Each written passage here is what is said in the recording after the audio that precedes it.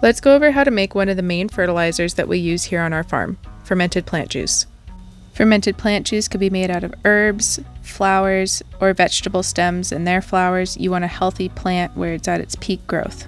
When harvesting the material for fermented plant juice, it's best to do it first thing in the morning or right before sunrise when the plant has the most sugar and moisture content. After you've chopped up all of your plant material, you will weigh it, and then you will weigh out an equal amount in brown sugar. This is a 50-50 recipe. Brown sugar is the recommended sugar in Korean natural farming, which is what this is, because it has a higher sugar content than white sugar and provides more food for the natural yeast in the plants during the fermentation process. On that note, do not wash the plants before doing this because they naturally have microorganisms, the lactic acid, bacteria, and yeast that we need for the fermentation process. You want all of that good stuff on there. Once everything is weighed out, you'll start mixing. This part gets messy, so wear gloves if you need to, but you'll want to coat all of the greenery in brown sugar. The brown sugar is going to extract all the liquid from the plant material.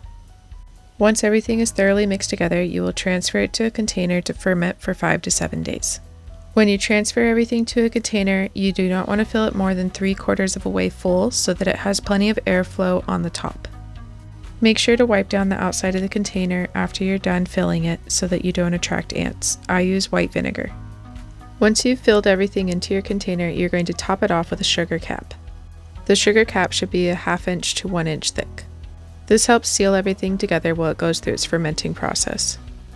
It's important to watch the fermented plant juice during the first few hours. Some plants have a lot more liquid in them, and they will absorb all of this brown sugar that's on top.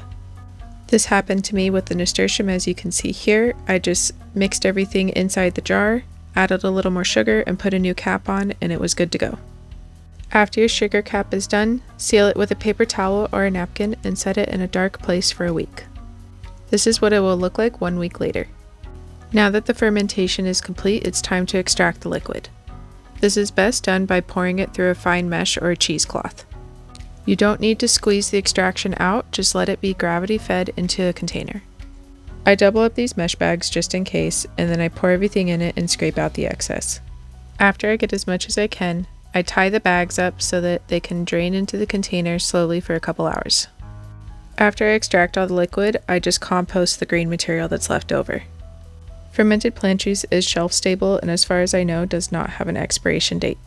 Keep it in a cool, dark area with a breathable lid. To apply this fertilizer to your garden, the dilution is 1 to 1,000. 1 part fermented plant juice, 1,000 parts water. I use a sprayer and it took some math to figure it out, but when applying this, you'll want to spray everything. Under the leaves, on top of the leaves, the flowers, the plant, the fruit, everything. I apply this to my garden every couple weeks throughout the growing season, and the results speak for themselves.